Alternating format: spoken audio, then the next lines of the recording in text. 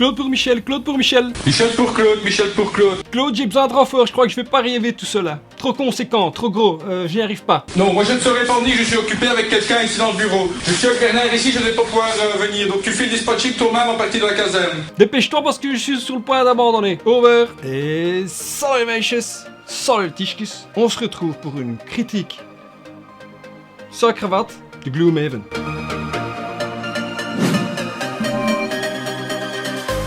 Ah oui les tischkes, on se retrouve pour un format inédit. C'est la première fois qu'on fait une critique sans cravate. Tu verras pourquoi.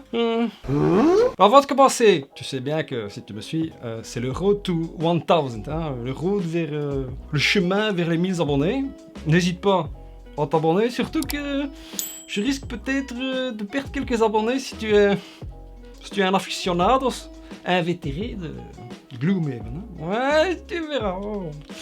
En tout cas, je vais te parler avec le cœur et surtout je vais te dire des choses que je n'ai pas trouvées sur Hollywood. Commençons par les points positifs. C'est un dungeon crawler. Le jeu est numéro 1 mondial sur BGG, hein, Gloomhaven Forever.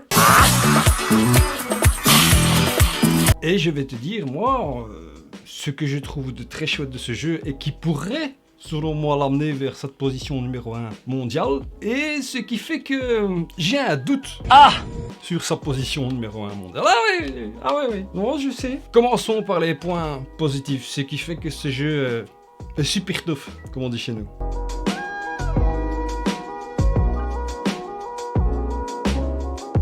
Tout d'abord, t'en as pour ton argent. Hein. Une boîte pareille, c'est de 150 € de mémoire. Ah ouais, en euros, hein. En euros, ok, pas de problème alors. Bah t'en as pour ton argent. J'ai ouvert un petit peu ce qui se passe ici. Il y a encore des trucs dans le carton. Ça c'est sûr que au niveau quantité de matériel, quantité d'heures de jeu, t'en as pour ton argent. Ça c'est certain. Donc le rapport qualité-prix, quantité de matériel, heures de jeu, heures de plaisir ou pas. Oui, ça c'est sûr qu'on est bien. Ça, c'est ce qui fait que c'est excessivement compétitif hein, comme jeu. Excessivement compétitif. Qu'est-ce qu'il y a d'autre de bien? L'évolution des personnages. Alors, ça c'est quelque chose de génial, hein, magistral. Magistral. Tu as le choix entre quelques personnages qui sont libres d'usage dès le début de la campagne, et au fur et à mesure, tu pourras débloquer tout un tas de personnages. Hein. Ça c'est sûr que niveau évolution et plaisir de découverte, on est servi. Ouais, c'est pas faux. Alors je disais l'évolution des personnages. Génial. It's nice. Tu gardes des points d'expérience, tu améliores ton deck de capacité, ton deck de cartes. Ce qui est la base du jeu, hein, de la mécanique du jeu de Gloomhaven. Tu peux améliorer tes cartes en collant des stickers dessus. Tu peux gagner des compétences, tu peux modifier tes modificateurs de combat. Non, c'est quelque chose d'extraordinaire. Il y a à boire et à manger, hein, comme qui dirait. Ça fait que le plaisir y est. Ensuite, écoute, je vais te dire, moi j'ai commencé le jeu physique avec mon copain Fred, et on s'est amusé comme des petits, comme de jeunes donzelles qui découvrent l'amour. Je t'aime. Quelque part, ah ouais, on est tombé amoureux de ce jeu. On a fait quelques scénarios. Bon, je te dirais qu'on en a fait entre 10 et 15, je ne sais plus, parce que ça fait bien longtemps qu'on n'a pas joué à ce jeu. À deux. Et j'en suis bien triste. Mais c'était un grand fun, hein.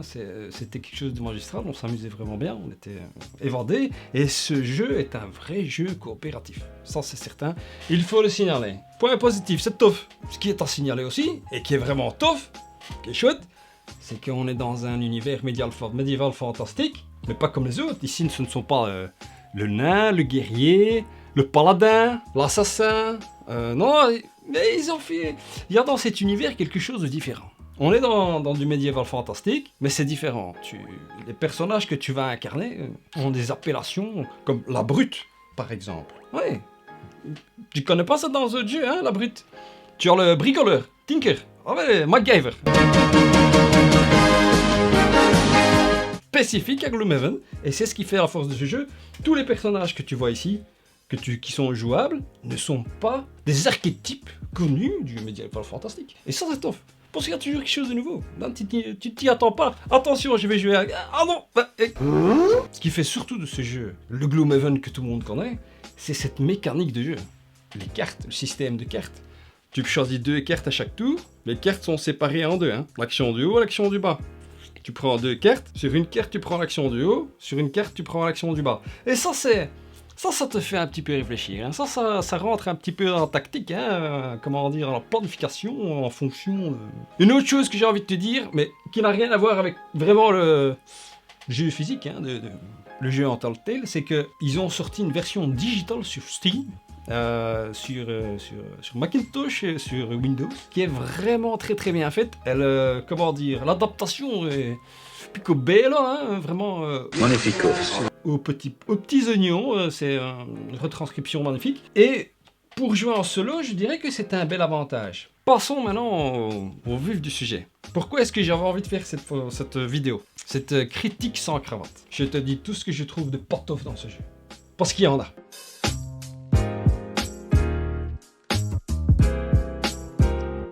Tu sais que je prends un peu plus de temps pour jouer plutôt que de tourner des vidéos. Ah oui. Et je m'étais dit, je me suis bien amusé avec mon copain Fred. J'ai envie de terminer ce jeu. J'ai envie de finir Gloomhaven. Je veux connaître le fin mot de l'histoire quelque part. Hein. J'ai envie de découvrir d'autres personnages. J'ai envie d'évoluer. J'ai envie de passer des bons moments, hein, m'amuser. Et je me suis dit, allez, je vais me lancer sur une aventure tout seul. Hein. Ouais, parce que Fred, Claude, Michel, tout ça, ils savent pas venir. Ah ouais, il faut tenir 90 scénarios ici. 300 000. C'est difficile. Et justement, c'est là qu'on en vient. C'est que ça fait 2 mois, je m'acharne sur la version digitale. Ah oui, non, parce que je ne sors pas je ne sors pas ça, mais j'y reviens. Donc je décide de jouer à la version digitale. Très très bien, je m'amuse, c'est fun. À un moment donné, j'arrive à un scénario clé, principe de la trame principale, et je bute sur le scénario. Je l'ai fait 10 fois, 10 fois, j'y arrive pas. Après 5 fois, je baisse le niveau de difficulté, je joue en normal. J'y arrive toujours pas. Je baisse encore le niveau de difficulté. Rien n'est fait. Nix to do. Nothing to do. Je n'y arrive pas. Et je commence à m'exaspérer. Ah, quelque part, non. Oh de Dieu. Moi j'ai envie d'envoyer des croquettes. C'est les ennemis qui... Paf. Les ennemis qui vont avoir des croquettes. KO, hein. KO. Paf. Oh, je tombe KO. J'ai fait 10 fois ce scénario. Je me dis, merde quoi. C'est pas possible. Je ne m'avoue pas vaincu. Je prends un autre scénario. J'en gagne un, j'en gagne 2. Pour te dire, j'en ai fait plus ou moins 20 de réussis. 19 ou 20. Mais j'en ai peut-être fait 20 aussi en tout que j'ai raté. Pas évident, hein. Et donc je prends une autre trame narrative. J'en gagne un, j'en gagne 2 et j'arrive quoi? De nouveau, je bloque.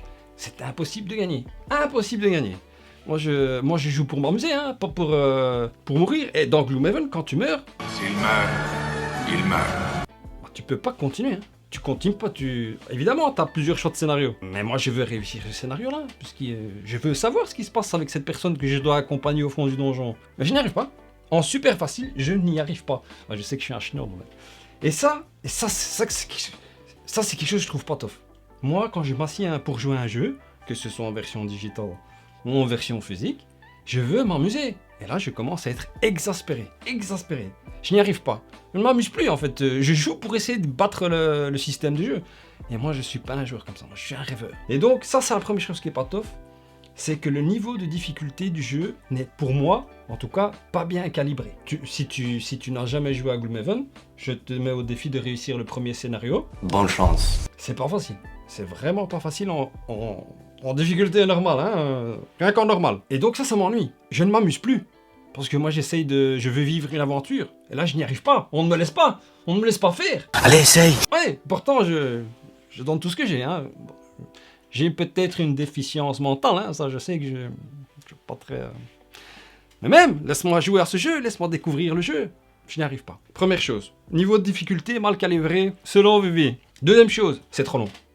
C'est beaucoup trop long. Je t'ai dit, j'ai réussi 19 ou 20 scénarios. Je vais faire la même chose en échec. Hein. J'ai peut-être encore 60 ou 70, 70 scénarios encore à faire pour connaître le fin fond de l'histoire. Le fin mot de l'histoire. Bah non, c'est trop long.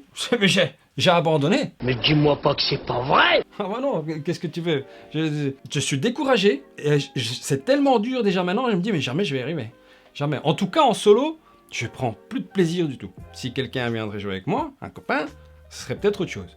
Et encore, il faudrait qu'il soit un petit peu, qu'il est dans la jugeante, plus que moi. Deuxième chose, c'est trop long. On est content d'avoir du matos. Mais ce jeu représente une vie de jeu. Ah oui, il faut le dire.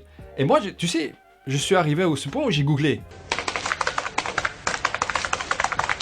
J'ai été sur l'internet.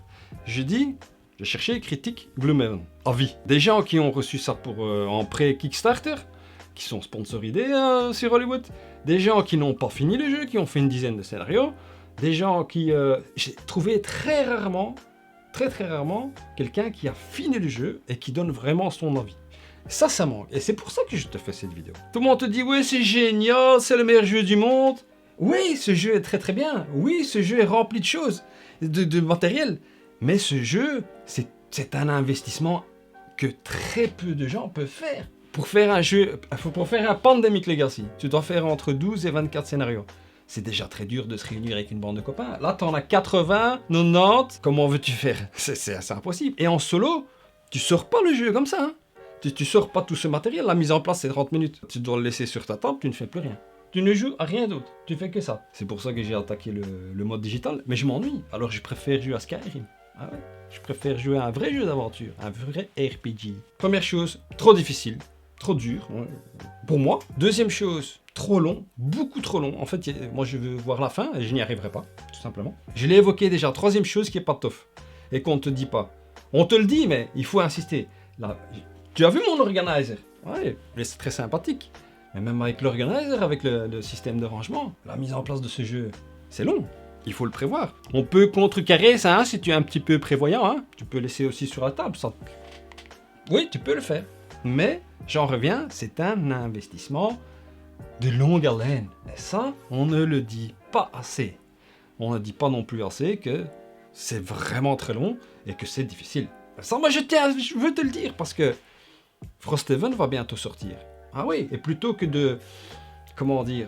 C'est quand même entre 100 et 150 euros d'investissement. Ah oui, en euros, hein. Non, mais en euros, ok, pas de problème alors. Plutôt que de succomber à la hype. Parce que c'est une hype, hein. C'est aussi une belle boîte, hein. C'est une pièce de collection. Mais je ne pense pas, moi, personnellement, que je vais craquer sur Frosthaven. Et d'ailleurs, ce petit bébé ici va descendre dans mon top de jeux narratifs parce que il ne me narre plus rien. Je suis bloqué.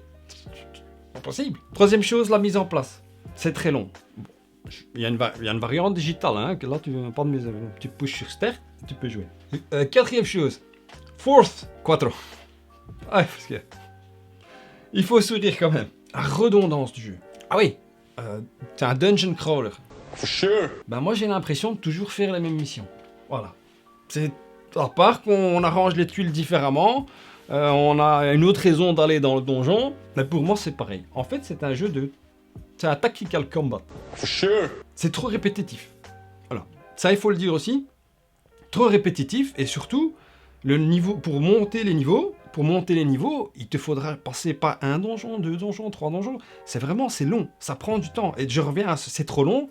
Même pour XP, pour level up, hein, pour découvrir de nouvelles choses, c'est aussi très long. Mais surtout, c'est redondant. Voilà, redondance, c'est toujours la même chose pour moi. Et le peu de narration entre les scénarios ne me donne pas cette envie de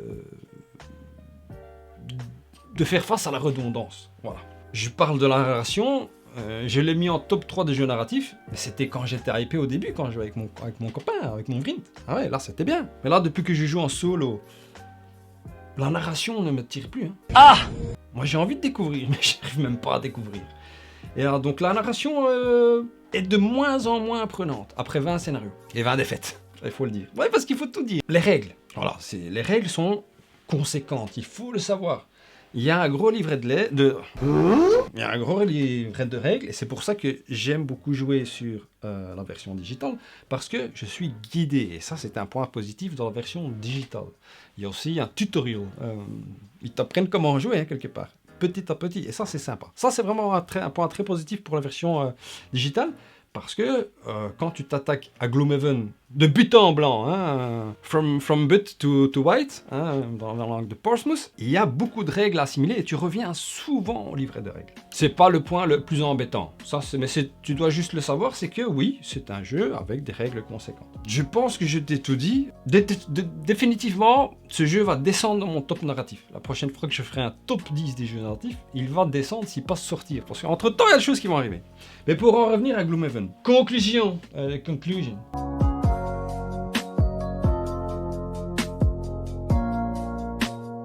Alors certes, j'ai dit beaucoup de choses négatives sur ce jeu. Et je m'y tiens. Oh, tu ne me feras pas changer d'avis. Je ne finirai pas Gloomhaven. En tout cas pas seul, et je pense même avec les Vrinches, je pense que ça va être très difficile. Je terminerai pas ce jeu. J'ai tellement d'autres jeux que j'aimerais terminer et que je sais que je vais pouvoir terminer parce que même quand tu rates, tu peux continuer. Je prends l'exemple d'un jeu très difficile, Kingdom Death Monster. Eh ben, Kingdom Death Monster, c'est aussi 10 kg de matériel. C'est une difficulté même, je pense, plus élevée que celle-ci. Mais quand tu rates, tu continues. Ok. Tu continues avec beaucoup moins de chances d'y arriver, mais tu continues. Il y a quelque chose qui se passe. Ici, paf, t'es bloqué. Je prends l'exemple de le Seigneur des Anneaux Voyage en Terre du Milieu. Tu perds, mais tu continues. De nouveau, tu as des conséquences, c'est plus dur, tu as des malus, mais tu continues. Et ça me bloque totalement. Surtout quand... bloqué 20 fois. Non, certainement, je voulais faire une mise en cravate. Ça, c'est aussi une des raisons pour laquelle je voulais terminer ce jeu. C'est vrai, faire une vraie mise en cravate. Mais j'y arrive pas, et donc j'y arriverai pas. Par contre, celui-là, que j'ai racheté en français, parce que je l'avais en anglais, je l'ai acheté en français, et celui-là, il est faisable, il est jouable, celui-là. Il y a une vingtaine de scénarios de mémoire. 20. Et ça, c'est un plaisir, parce que je pense que celui-là, je vais le faire avec les copains. Je pense qu'il y a moyen de faire 20 scénarios à 4 sur une année, j'ai envie de dire. Voilà, ou sur plusieurs mois. Et celui-là, voilà. Et ici, la mise en place est rapide. Il n'y a pas de tuiles. Tu tournes une page, tout est fait, tu mets 2-3 petits tokens, et c'est bien. Celui-là, si tu veux rentrer dans le monde de Gloomhaven, rentre avec celui-là. Ça, c'est vraiment mon conseil. Je crois que je l'ai déjà dit dans d'autres vidéos. Les mâchoires du lion. Jaws of the Lion. Ouais. Et ça, c'est quelque chose qui est abordable. Même si la difficulté, elle y est aussi. Mais, disons que tu peux en voir la fin. Petit aparté. Bon, pour conclure, parce que je m'éternise, on parle... Ouais, comme d'habitude. Et je transpire, j'ai chaud. Gloomhaven est certainement un très bon jeu. Très bon jeu. Numéro 1, à toi de juger. Moi, je pense que... Je pense que non, tout simplement. Voilà. Je pense pas qu'il puisse être numéro 1, parce que c'est un jeu qui n'est pas donné à tout le monde. Je me mets dans les tout le monde, mais... Je pense que je suis dans la moyenne d'intelligence et de débrouillardise des gens, hein. Peut-être pas, mais... Non, c'est un investissement. Alors, oui, si tu acceptes tous les points que j'ai énoncés qui n'étaient pas top. Oui, certainement, il peut arriver peut-être dans le top 5. Certainement. Mais pour moi, non. Voilà. Il y a trop de choses. Voilà, je suis bloqué. Qu'est-ce que tu veux que je fasse avec ça? Moi, je vais le regarder, c'est tout. Hein. Et je suis triste. Je fais cette vidéo parce que je suis triste, parce que personne ne m'a prévenu avant. Ah, non, c'est le meilleur jeu du monde. Non. Mais c'est un très bon jeu. Ne me prends pas, comment dire, je râle un peu, hein, c'est vraiment une critique. Ce jeu est fantastique, mais je voulais que tu saches, avant d'acheter ce jeu, parce qu'il date maintenant, ou d'acheter son successeur Frosthaven, tu dois savoir ça. C'est comme si tu te mariais, hein. Et c'est dur. Voilà. Bon, les tiges que j'ai beaucoup parlé, en résumé, ce jeu est très bien, certainement. Pour moi, il n'est pas numéro 1, parce que beaucoup trop de choses... qui rendent ce jeu difficile et trop long, en fait. Bah, plus de plaisir. Mais j'ai envie quand même de te dire, essaye-le. Mais c'est là! Mais commence avec celui-là, son petit frère, mon mâchoire du lion. Voilà, Tischkes, c'était notre première critique sans cravate pour un jeu excessivement compétitif, mais qui me déçoit. Dis-moi dans les commentaires si tu veux voir plus de vidéos comme dans ce genre, où... je t'ouvre mon cœur sur les déceptions que je vois, personnellement, mais que je ne vois pas sur Hollywood. Ah oui, parce que c'est beaucoup du marketing. Je tiens à le dire. En tout cas, abonne-toi, désabonne-toi, je sais pas, fais ce que tu veux. Donne-moi ton ressenti sur Gloomhaven. Dis-moi si tu l'as fini, et si... dis-moi si je dois m'accrocher, parce que là, j'ai perdu. Tischkes. Ah, et je tiens à terminer cette vidéo. On me dit que j'ai un accent. Quel accent? J'ai pas d'accent, moi. Je parle comme toi, hein. C'est peut-être le micro qui est mal réglé. En tout cas, Tischkes, je te fais un kuchus et je te dis à bientôt. Salut,